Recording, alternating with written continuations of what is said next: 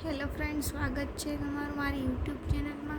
આજે આપણે જોશું ધોરણ 9માં ગણિતમાં પાઠ 1માં સ્વાધ્યાય 1.1ના 3 દાખલા. તો એમાં પહેલો છે, શું શૂન્ય એ એક સમય સંખ્યા છે?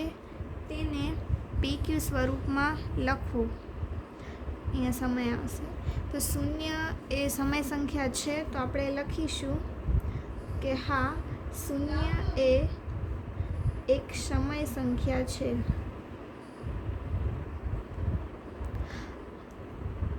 હવે તેને PQ સ્વરૂપે આપણને લખવાનું છે. તો શૂન્યને આપણે PQ સ્વરૂપે કઈ રીતે લખી શકીએ? તો 0/1, 0/2, 0/3.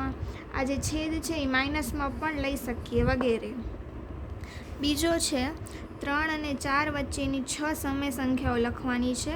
તો આવો સમ આવે તો આ બેનો ટોટલ કરવાનો. 3 + 4 કેટલા થશે? 7. હવે 7 કરવા માટે 6 + 1 કેટલા થાય? 7. તો આ બંનેના છેદમાં 7 આવે એ રીતે લસા લેશું.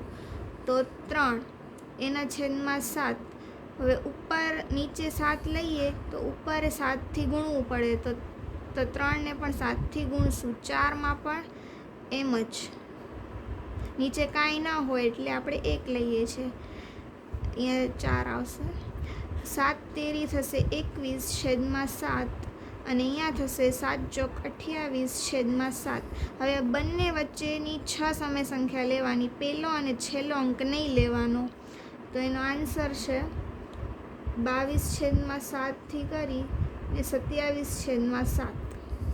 હવે ત્રીજો, 3/5 અને 4/5 વચ્ચેની 5 સમય સંખ્યાઓ. હવે આ બંનેમાં છેદ જે છે એ સરખા છે. એના માટે આ બંને વચ્ચેની સમય સંખ્યા શોધવી હોય તો બંનેના છેદ જે છે એ પણ સરખા હોવા જોઈએ અને ડિસ્ટન્સ પણ વધારે હોવું જોઈએ. તો આપણે 3ને અને 5ને 10થી ગુણશું અને અહીંયા પણ છેદ સરખા કરવા માટે 10થી ગુણવું પડશે. હવે 3 × 10 એટલે 30 અને 5 × 10 એટલે 50 ને અહીંયા થશે 40 છેદમાં 50. હવે આ બંને વચ્ચે 5 સમય સંખ્યા લખવાની છે. તો 31 છેદમાં 50થી કરી ને 39 છેદમાં 50.